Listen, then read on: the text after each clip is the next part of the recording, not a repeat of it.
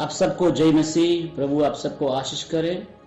तो आज हम फिर से कोशिश कर रहे हैं कि अपोस्टल डीपी डकार्डन का जो है सेकंड मैसेज, तो उसको हम हिंदी में अनुवाद करने के लिए, ट्रांसलेट करने के लिए, केवल उन्हीं लोगों के लिए जो केवल हिंदी समझते हैं। और बार फिर से आप सबको जय मसीह और यीशु के नाम से आप सभी के लिए हम आशीष के वचन को मांगते हैं। मैंने पिछले हफ्ता मैंने ये बोला था, ये कोविड-19 जो है कि परमेश्वर की ओर से जजमेंट या न्याय नहीं है, प्रकोप नहीं है। ये परमेश्वर का प्रकोप नहीं है। कोविड-19 जो है ये परमेश्वर की ओर से प्रकोप नहीं है कि इस धरती पर रहने वाले के ऊपर में परमेश्वर का क्रोध उड़ाना गया, ऐसा नहीं है। जैसे मैं कहता हूं, ये कोविड-19 जो है मानो सभी लोगों को, संसार को जागृत कराने के लिए, जागरूक कराने के लिए है और मानो संसार को पूरी तरह से हिलाने के लिए है। चाहे वो मसीह हो या गैर मसीह हो, विश्वासी हो अविश्वासी हो, चाहे धनी हो चाहे गरीब हो, चाहे जो कहते हो जो आजाद है या जो गुलाम है, चाहे राजा हो चाहे महाराजा हो, और या हर एक देश का जो लीडर्स है। जिस तरह से यीशु मसीह ने कहा मत्ती किताब 24 अध्याय का 8वां वचन में, एक केवल पीराओं का एक आरंभ है।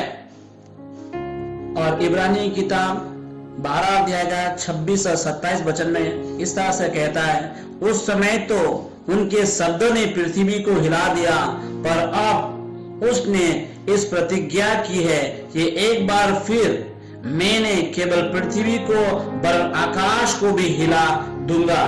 और ये वाक्य एक बार फिर इस बात को प्रकट करता है कि जो वस्तुएं हिलाई जाती है वे सृजी हुई वस्तु होने के कारण टल जाएगी, ताकि जो वस्तुएं हिलाई नहीं जाती वो अटल बनी रहेगी। इसका अर्थ है कि जो हिलाया जा सकता है उसको हिलाया जाएगा। जैसे मैं बोला है, फिर से दोहराना चाहूंगा कि ये कोविड-19 जो है ये परमेश्वर मानो जो है सभी को हिला रहे हैं। इस धरती को हिलाया जाएगा, इस धरती को हिलाया जा रहा है, कलीसिया को हिलाया जा रहा है, हर देशों को हिलाया जा रहा है और जाति जाति के लोगों को भी हिलाया जा रहा है। और परमेश्वर उन देशों को भी हिला रहा है जो देश अपने आप को काफी जो है एडवांस मानते हैं, काफी जो है चीजों में आगे है, तरक्की क्या है, उन देशों के विषय में परमेश्वर कहता है।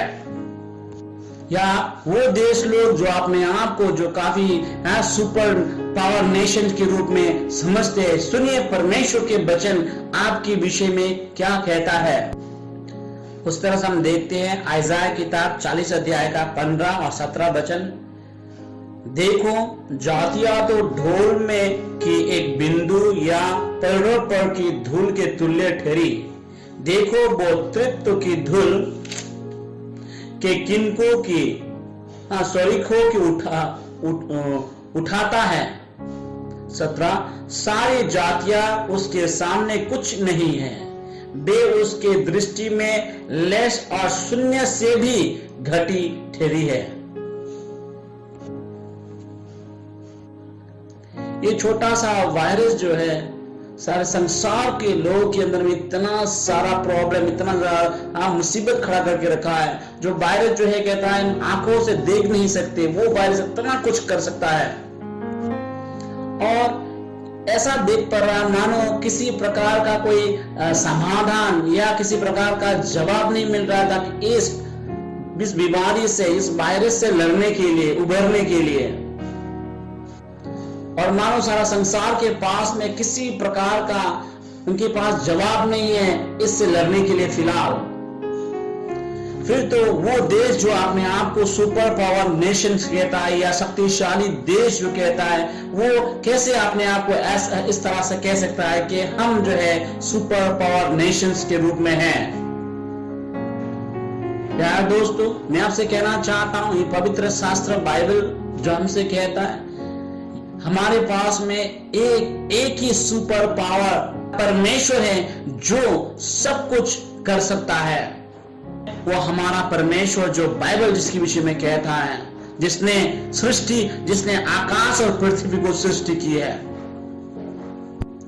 सुनिए परमेश्वर का वचन क्या कहता है उन लोगों के लिए जो परमेश्वर को भूल चुका है। भजन संगीता किताब 50 अध्याय का 22वां वचन में इस तरह से कहता है, हे परमेश्वर को भूलने वालों, ये बातें भली भांति समझ लो, कहीं ऐसा ना हो कि मैं तुम्हें फाड़ डालूं और कहीं छुड़ाने वाला ना हो। हम धन्यवाद करते हैं कि हमारा परमेश्वर जो है क्रोध से भरा हुआ नहीं बल्कि दयालु है और प्रेम से भरा हुआ है। वो दयालु परमेश्वर है और आज वो हमें बुला रहा है, जैसे कि हम देखे जकरयाह की किताब 1 अध्याय का 3 वचन में। इसी कारण परमेश्वर का वचन इस तरह से कहता है, मानो परमेश्वर ने मुझे भेजा है आप सबसे कहने के लिए, इसलिए तू इन लोगों से कहे, सेनाओं का यहोवा ये कहता है, तू मेरे और फिर सेनाओं का यहोवा की यही बानी है, तब मैं तुम्हारी ओर फिरूंगा, सेनाओं का यहोवा की यही वचन है। परमेश्वर का वचन कहता है कि परमेश्वर जिसको हम सेवा करते हैं, जिसने हमको बनाया, वो कहता है इसी कारण तुम मेरे पास आओ ताकि मैं तुम्हारे पास आऊं। आज मैं सारा संसार के सारे लीडरों से कहता हूं, सारा संसार के सारे देशों से मैं कहता हूं, आए हम इस परमेश्वर के पास लौट आए,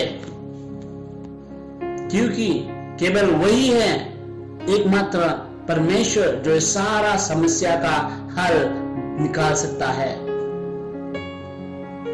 जब ये परमेश्वर के पास हम आ जाते हैं, सारा देश के पास आता है, तो ये परमेश्वर जो अब्राहम का परमेश्वर, आइजक का परमेश्वर, याकूब का परमेश्वर, ये हमसे वायदा करता है। मलाकी की किताब 4 अध्याय का 2 वचन में कहता है, परंतु तुम्हारे लिए जो मेरे नाम का भय मानते हैं, धर्म का सूर्य उदय होगा और उसकी किरणों के द्वारा तुम चंगे हो जाओगे और तुम निकाल कर पाले हुए बछड़ों के समान कूदने और फादने लगोगे। जब हम उसके पास लौट आते हैं, परमेश्वर हमें बचाएगा, परमेश्वर हमें छुड़ाएगा और जो कुछ ने वादा किया है वो परमेश्वर वो पूरा करेगा। सुनिए परमेश्वर का वचन क्या कहता है और उसने क्या कुछ वायदा किया, उसके बारे में हम सुनते हैं प्रभु का वचन। हाँ, प्रभु जो कुछ कहता है क्या वो पूरा नहीं करेगा? चलिए हम देखते हैं परमेश्वर के वचन। गिनती किताब 23 अध्याय का 19वां वचन में इस तरह से कहता है, ईश्वर मनुष्य नहीं कि वो झूठ बोले और ना वो आदमी है कि अपनी इच्छा बदले। क्या जो कुछ उसने कहा उसे ना करे? क्या वो वचन देकर उसे पूरा ना करे? और रोमी किताब 4 अध्याय का 21वां वचन को इस तरह से कहता है प्रभु का वचन, और निश्चय जाना है कि जिस बात की उसने प्रतिज्ञा की है वो उसे पूरा करने में भी सामर्थ है। इसी कारण मैं कहना चाहता हूं, चलिए इस परमेश्वर के पास हम लौट आए, उसके चरणों में हम आए। इसी कारण अगर हम परमेश्वर के पास चले आते हैं, परमेश्वर जो है अपने वचन को पूरा करने में ताकतवर है, वो काबिल है, विश्वास योग्य है। इसी कारण मैं बुलाता हूं अमेरिका, कनाडा, चाइना और सभी देशों से हम कहते हैं कि आए परमेश्वर के पास, इस परमेश्वर के पास आए जो ताकतवर है, वो जो सारा समस्या को समाधान कर सकता है, सारा समस्या को खत्म कर सकता है। इस परमेश्वर के पास हम आए। हाँ, इंसान जो है कोशिश कर सकता है चंगाई को लाने के लिए, देश में चंगाई को लाने के लिए, समस्या हटाने के लिए, और इंसान जो चंगाई लाएगा वो केवल कुछ समय के लिए होगा, लेकिन जो चंगाई परमेश्वर की ओर से आएगा वो काफी लंबे समय तक, वो काफी लंबा समय तक बना रहेगा। और जिस तरह मैंने शुरुआत में बोला है कि ये कोविड-19 जो है ये परमेश्वर की ओर से मानो सारा लोगों को हिलाने के लिए हिला रहे परमेश्वर, जागने के लिए, जागृत करने के लिए है और हिलाने के लिए, और परमेश्वर की ओर से मानो एक चेतावनी के रूप में है सारा मनुष्य जाति के लिए। इसी कारण मैं सभी से कहता हूं, चलिए परमेश्वर के पास लौट आए। दूसरा कारण, ये कोविड-19 जो है सारा कलीसियाओं को जागृत करने के लिए, सारे कलीसियाओं को हिलाने के लिए है, सारे विश्वासियों को जगाने के लिए है, अलग अलग कलीसियाओं के सारे विश्वासियों को जगाने के लिए, क्रिश्चियन लोगों को जगाने के लिए है। बाइबल हमसे कहती है हर एक बात जो है अच्छाई को लाती है, हर एक बात मिलकर अच्छाई को लाती है। और आज जो कुछ संसार में कोविड-19 है अच्छाई को लाएगी। क्या अच्छाई लाएगी वो परमेश्वर जानता है। फिलहाल जो कुछ हम सह रहे, जो कुछ हमारे साथ हो रहा है, हमें समझ में नहीं आ रहा क्या अच्छाई को लाएगा, लेकिन परमेश्वर जानता है इसके बाद कैसे अच्छाई को लाएगा, कैसे अच्छाई हमारे जीवन में आएगा। अगर हम देखते हैं या सोचते हैं कि अभी जो कुछ भी हो रहा है उससे कौन सा अच्छा चीज आने वाला है, लेकिन मैं ये कहना चाहता हूं कि मानो परमेश्वर इस कोविड-19 के द्वारा जो है परमेश्वर सारे मसीह लोगों को, क्रिश्चियन लोगों को जगा रहा है। उन लोग जो लोग सोया हुआ है उनको भी प्रभु जगा रहा है। आपको मैं एक उदाहरण देना चाहता हूं, समझाना चाहता हूं कि मान लीजिए आप एक पौधा लगाया है, वो छोटा सा पेड़ जो है जिसमें आप लगाया था उसको आप अभी दूसरी जगह में उसको शिफ्ट करना चाहता, हटाना चाहता है, तो उसको एक ही झटका में आप नहीं निकाल सकते, उसको धीरे धीरे हिलाना होगा। तब तक अब उसको हिलाना होगा जब तक कि कहता है उसका जड़ जो है मिट्टी के अंदर में कमजोर नहीं हो जाए। मैं आपको इस तरह से कहना चाहता हूं, उसी तरह से बहुत सारे क्रिश्चियन लोग, बहुत सारे मसीह लोग जो है इस संसार के प्रेम में, संसार को इतना ज्यादा प्रेम कर बैठे हैं, हाँ भूल चुका है कि आप और हम जो है इस संसार में एक परदेसी है। बहुत सारे मसीह लोग भूल चुके हैं कि संसार जो है हमारा हमेशा का रहने का घर नहीं है, जगह नहीं है। हम सभी लोग परदेसी हैं और स्वर्ग जो है हमारा असल घर है, जो हमेशा रहने का जगह है। हम भूल चुके हैं कि हमने अपना सफर तो प्रभु के साथ शुरुआत किया है, हमें जाना भी उसके पास है। हम भूल चुके हैं इस बात को। इस कोविड-19 के द्वारा परमेश्वर जो हमको समझाना चाहता है, हम लोगों को हिला रहा है ताकि हम इस बात को जाने और हम पूरा का पूरा भरोसा जो है परमेश्वर के ऊपर रखें। मैं फिर से कहना चाहता हूं कि इस कोविड-19 के द्वारा मानो परमेश्वर चाहता है कि हमारा ध्यान जो है परमेश्वर की ओर हो और उस पर ही हम पूरा भरोसा करें। और इस कोविड-19 के द्वारा परमेश्वर क्रिश्चियन लोगों को और सारा कलीसियाओं को परमेश्वर जो है हिला रहा है। हमें इसलिए परमेश्वर की ओर ध्यान रखना जरूरी है, ध्यान देना जरूरी है। हाँ बेशक हमारा पैर इस जमीन में है, धरती पर है, लेकिन चलिए हमारा नजर जो है परमेश्वर की ओर, आसमान की ओर हो, क्योंकि हमारा उद्धारकर्ता का आने का समय काफी नजदीक हो चुका है। इस कोविड-19 के द्वारा परमेश्वर जो है हर प्रकार के गंदगी को, हर प्रकार के कमी घटियों को जो है जीवन से और कलीसिया से बाहर निकालना चाहता है, क्योंकि परमेश्वर अपने कलीसिया को शुद्ध करना चाहता, पवित्र करना चाहता, क्योंकि परमेश्वर अपने कलीसिया में किसी प्रकार का दाग या किसी प्रकार का पाप को नहीं देखना चाहता। परमेश्वर चाहता है कि कलीसिया जो मजबूत हो और शुद्ध हो और पवित्र हो। परमेश्वर चाहता है कि कलीसिया जो यीशु मसीह का दुल्हन है, उस दुल्हन जो पूरी तरह से तैयार हो जाए, क्योंकि यीशु जल्द से जल्द आ रहा है अपने कलीसिया को ले जाने के लिए। यीशु आ रहा है अपने दुल्हन को ले जाने के लिए। कलीसिया इसी कारण जाग जाइए, अपने आप को तैयार कीजिए।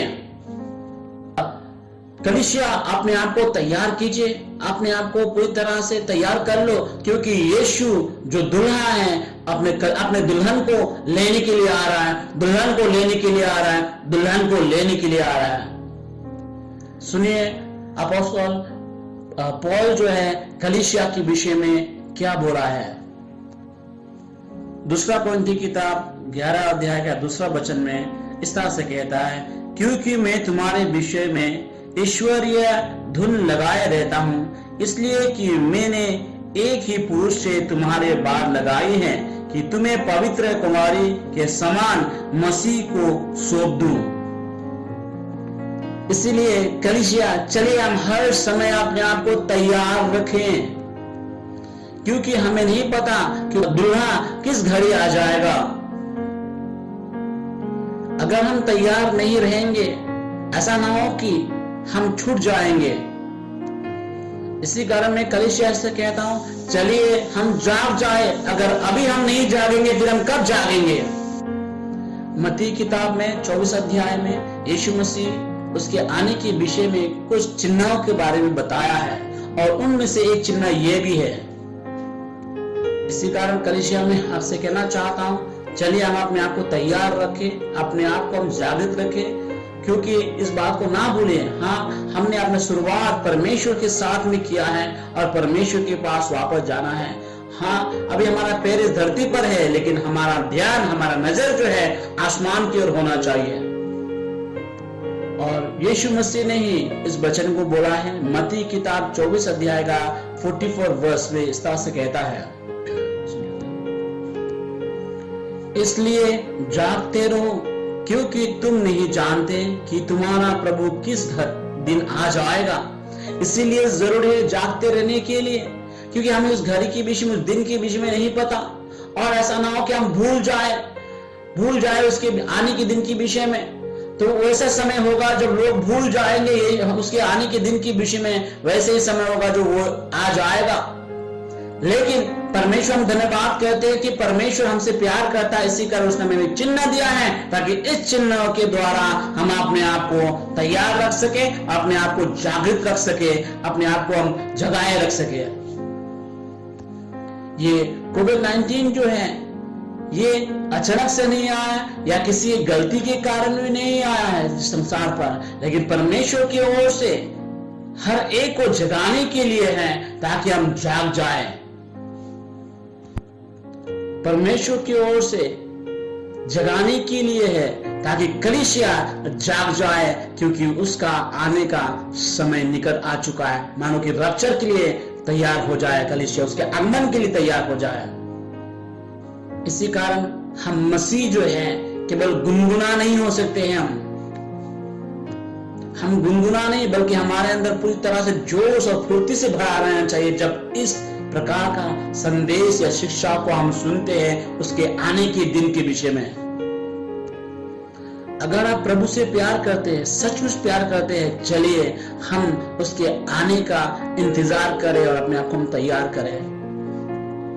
मैं परमेश्वर के सब जनों से कहना चाहता हूं, परमेश्वर के बच्चों से मैं कहना चाहता हूं, जो यीशु मसीह को अपने उद्धारकर्ता के रूप में अपना लिया, जो लोगों ने तौबा कर लिया है, प्रभु को अपनाया है, उनसे मैं कहना चाहता हूं। और सारा संसार में जितने भी लोग हैं सभी से मैं कहना चाहता हूं, क्यों आप इस कोविड-19 से डर रहे हैं? क्यों आप इस कोरोना वायरस से डर रहे हैं? क्यों आप मौत से डर रहे हैं, मरने से डर रहे हैं? इसका अर्थ ये नहीं, ये मैं इस तरह से इसलिए नहीं बोल रहा हूं कि आप सरकार का जो कानून व्यवस्था है उसका उल्लंघन करें, उसको कानून को तोड़कर आप मर्जी करें। मैं ऐसा नहीं बोल रहा हूं। इसका मेरा कहने का अर्थ ये नहीं है। हमें कानून व्यवस्था को मानना चाहिए, लॉकडाउन को पालन करना चाहिए, अपने आप को सुरक्षित रहना चाहिए, और हम साथ ही साथ अपने आप को संभाल के रखना चाहिए। लेकिन हमें इस कोरोना वायरस से डरना नहीं है या मौत से डरना नहीं है। आप जानते हैं क्यों मैं ये बोला कि मौत से डरना नहीं है? मैं आपसे कहना चाहता हूं कि आप तब तक नहीं मरेंगे जब तक कि परमेश्वर का योजना, परमेश्वर का जो मकसद आपके जीवन में है वो पूरा ना हो जाए। आप समय से पहले नहीं मरेंगे, क्योंकि परमेश्वर ने जो कुछ आपके बारे में सोच के रखा है, जो आपके जीवन में और आपके जीवन के द्वारा जो करना है, जब तक पूरा नहीं हो जाता तब तक आप नहीं मरेंगे। परमेश्वर की संतान, मैं आपसे कहना चाहता हूं, अगर आपके जीवन में परमेश्वर का वायदा है, परमेश्वर का योजना आपके जीवन में है, परमेश्वर लगातार उस वचन की ओर परमेश्वर का नजर रहेगा। परमेश्वर ने जो वायदा आपके जीवन के लिए किया है, उस वायदा की ओर परमेश्वर का ध्यान रहेगा, परमेश्वर का नजर रहेगा। इसलिए परमेश्वर का नजर आपके ऊपर में होगा, ताकि जो वचन परमेश्वर ने आपके जीवन में दिया है, जो वायदा परमेश्वर ने आपके लिए किया है, जो योजना परमेश्वर ने आपके जीवन में किया है, वो योजना पूरा हो जाए। वो आपके जीवन में किसी को अनुमति नहीं देगा, किसी को इजाजत नहीं देगा कि आपके जीवन को छुए और आपको जीवन को नष्ट करें, ताकि परमेश्वर का योजना को फेल होने के लिए परमेश्वर किसी को मौका नहीं देगा ऐसा करने के लिए। यिर्मयाह किताब 1 अध्याय का 12 वचन में इस तरह से कहता है परमेश्वर का वचन, तब यहोवा ने मुझसे कहा, तुझे ठीक दिखाई पड़ता है, क्योंकि मैं अपने वचन को पूरा करने के लिए जागृत हूं। हम इस जगह पे देखते हैं परमेश्वर अपना वचन को पूरा करने के लिए वो जगा हुआ है, जागृत है, वो देखता है, वो जानता है कि जो कुछ उसने बोला है आपके जीवन के विषय में वो कैसा पूरा होना है। परमेश्वर आपके जीवन की ओर देखता है, परमेश्वर आपके जीवन की ओर ध्यान रखता है, इसलिए ताकि जो कुछ परमेश्वर ने आपके जीवन के विषय में बोला है और आपके द्वारा जो पूरा होना है वो पूरा हो जाए। इसलिए परमेश्वर आपके बारे में और आपकी ओर ध्यान रखता है। जहां भी आप क्यों ना जाते होंगे और जहां भी क्यों ना रहते होंगे, आप जैसा भी परिस्थिति में क्यों ना हो, परमेश्वर आपको देखता है। चाहे आप जहां भी क्यों ना हो, परमेश्वर आपको देखता है और जो कुछ परमेश्वर ने आपके बारे में बोला है वो पूरा होने के लिए परमेश्वर आपकी ओर देखता है, आपके बारे में परवाह करता है। क्योंकि आप परमेश्वर को जो वादा आपके जीवन में है, वायदा है, उस प्रतिज्ञा को, वायदा को आपके जीवन में, इसी कारण परमेश्वर आपके बारे में परवाह करता है और आप समय से पहले नहीं मरेंगे। और मान लीजिए कि अगर आपको इस कोविड-19 का बीमार आपको मिल भी जाता है, फिर भी इस बात को जान लीजिए कि आप तब तक नहीं मरेंगे जब तक कि परमेश्वर का वायदा, परमेश्वर का योजना आपके जीवन में पूरा नहीं हो जाता। इसी कारण परमेश्वर आपको देखभाल करके रखा हुआ है।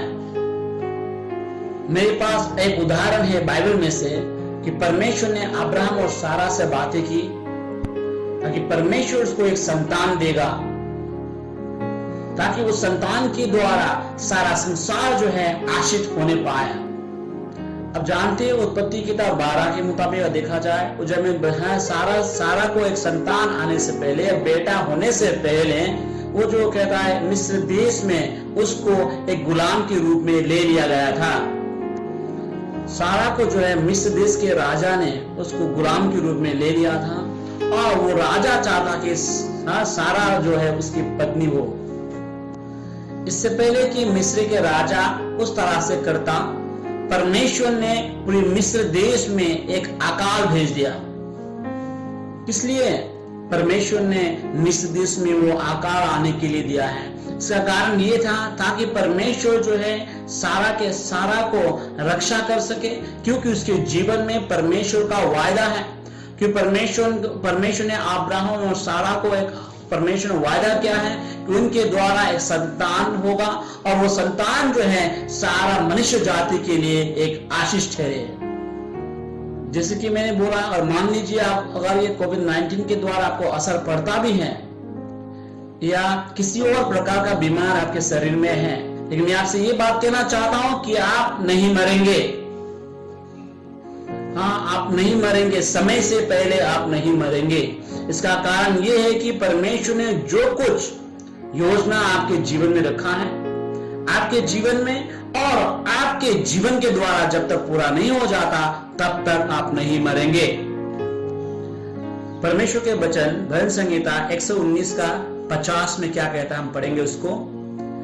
मेरे दुख में मुझे शांति उसी से हुई, मेरे दुख में मुझे शांति उसी से हुई, क्योंकि तेरे वचन के द्वारा मैंने जीवन पाया है, तेरे वचन के द्वारा मैंने जीवन पाया है।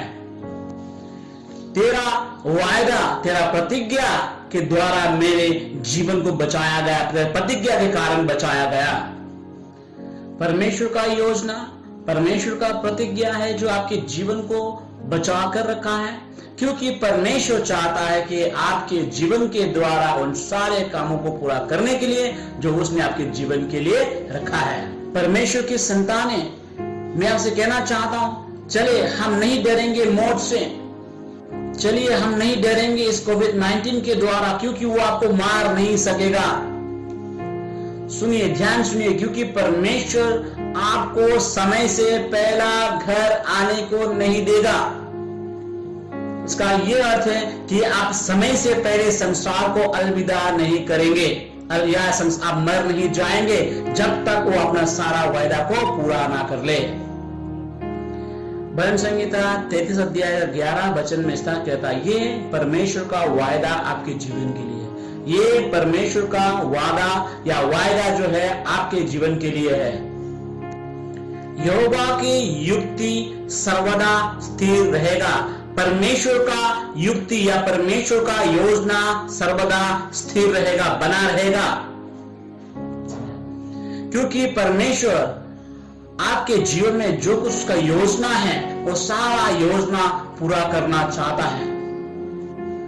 दूसरा राजा 4 अध्याय में बाइबल में कुछ ऐसे बढ़िया एक कहानी के विषय में बोला गया है जिसको आपको मैं समझाना चाहता हूं, और इस कहानी को हम देख सकते हैं दूसरा राजा किताब 4 अध्याय का 8 से आगे आप देखेंगे।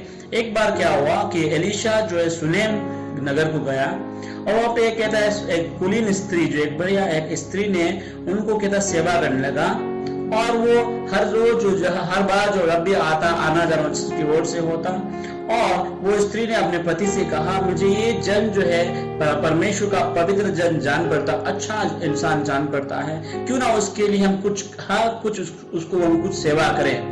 और क्योंकि उसके पास कोई संतान नहीं था, तो एलीशा ने उसको इस तरह से कहा, क्योंकि उसका जो है कि एक संतान होगा, इसी समय अगले साल को तुझे एक संतान होगा, क्योंकि परमेश्वर के जन एलीशा ने कहा था इसी समय अगले साल तुझे एक बेटा होगा, और वैसे ही अगले साल को जो है वो स्त्री से एक बेटा जन्म हुआ।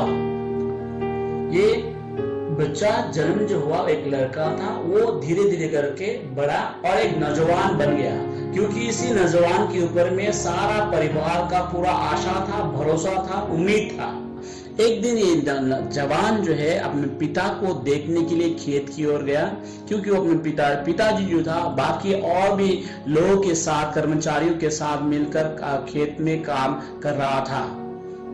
और एक दिन अचानक से ये लड़का जो बीमार पड़ गया, जबकि वो नौजवान अपने पिता को देखने के लिए गया खेत की ओर, तो अचानक से बीमार हो गया उस जगह पे। और पिताजी ने उनके लोगों से कहा, कर्मचारियों से कहा, सेवकों से कहा, जल्दी जल्दी कि बेटा को जो है अपनी माँ के पास ले जाओ।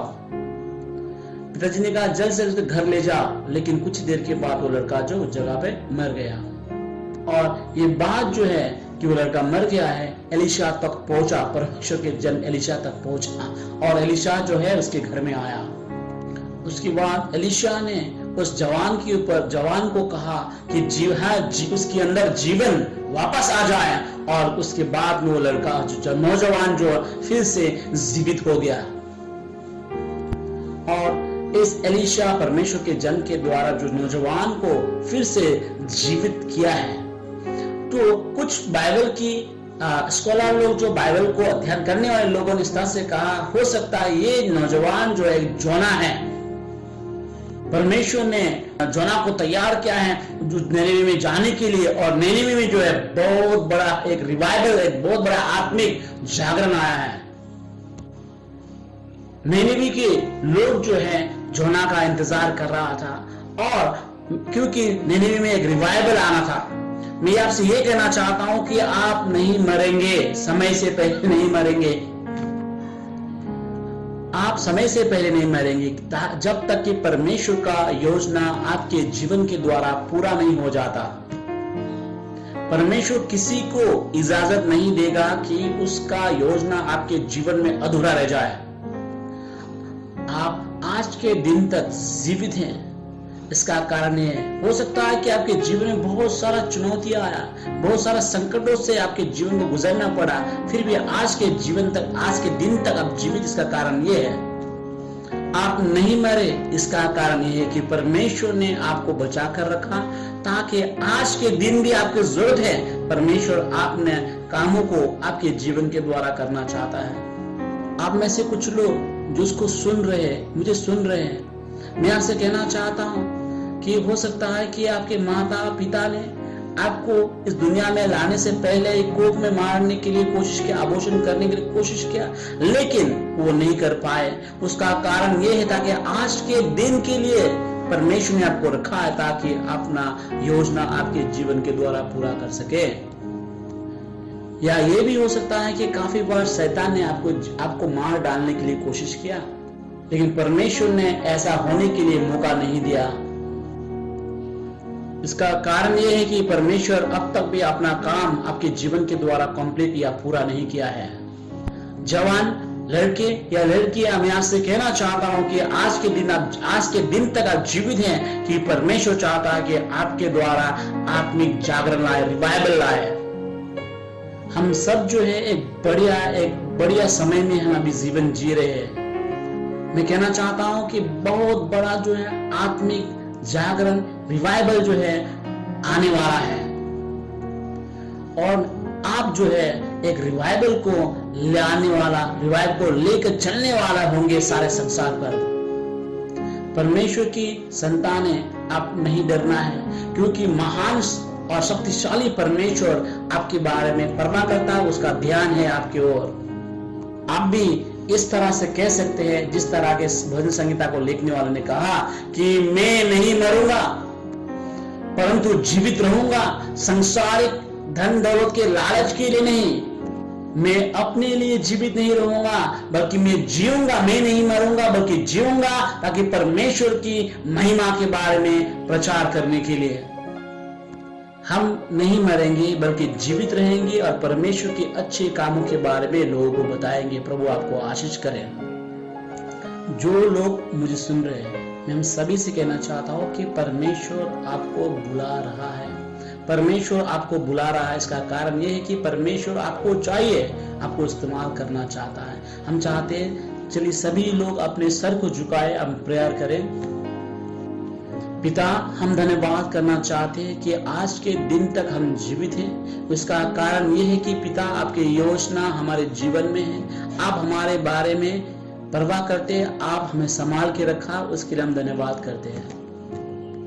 पिता, हम धन्यवाद करना चाहते हैं कि आज जो संदेश आपने हमें दिया, जो शिक्षा हमने पाया पिता, उसके लिए हम धन्यवाद करना चाहते हैं। और इस समय पिता मैं दुआ करना चाहता हूं उन सभी के साथ मिलके जो हजार लोग हैं जिनके द्वारा जो लोग सुन रहे प्रभु, उन सभी के साथ मिलकर मैं दुआ करना चाहता हूं प्रभु परमेश्वर, ताकि आपकी योजना हमारे जीवन के द्वारा पूरा होने पाए, और प्रभु परमेश्वर जो कुछ आप चाहते हो कि हमारे जीवन के द्वारा होए वो पूरा होने पाए प्रभु हमारे जीवन के द्वारा। पिता, हम सभी को सहायता कर, ताकि हम इस बात को समझें कि जो जीवन आपने हमें दिया है प्रभु, केवल अपने लिए जीने के लिए नहीं, बल्कि प्रभु आपकी योजनाओं को हम पूरा कर सके, इसलिए प्रभु इस बात को हम समझें। पिता, हम सभी को सहायता करना, इस बात को हम समझे कि प्रभु परमेश्वर की हमें संसार के लालच की ओर नहीं, बल्कि प्रभु परमेश्वर हम बचाया गया, हम जीवित हैं, ताकि तेरे योजना को हम पूरा कर सके। खास करके इस अंतिम दिन में एक महान रिवाइवल के लिए, आत्मिक जागरण में हम भी हिस्सेदार बने। पिता, हमें इस बात को समझने के लिए सहायता कर कि हमारे पास महान और शक्तिशाली परमेश्वर है जो आकाश और पृथ्वी को सब कुछ प्रभु अपने हाथों में रख सकता है।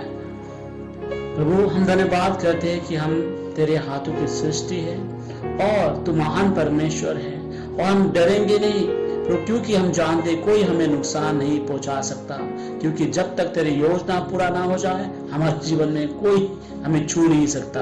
प्रभु हम धन्यवाद देते हैं प्रभु परमेश्वर। प्रभु हम आपको स्तुति करते हैं, प्रशंसा करते हैं, आदर महिमा सारा सम्मान प्रभु आपको हम देते हैं। यीशु के नाम से हम दुआ करते हैं, आमेन आमेन। और जितने भी लोग इस शिक्षा को आप सुन रहे हैं या सुनेंगे, प्रभु आप सबको आशीष करे, प्रभु आपके घर परिवार को आशीष करे। और इस बात को याद रखें कि परमेश्वर का योजना आपके जीवन में है, आप अनमोल है, परमेश्वर ने आपको चुना है। आमेन।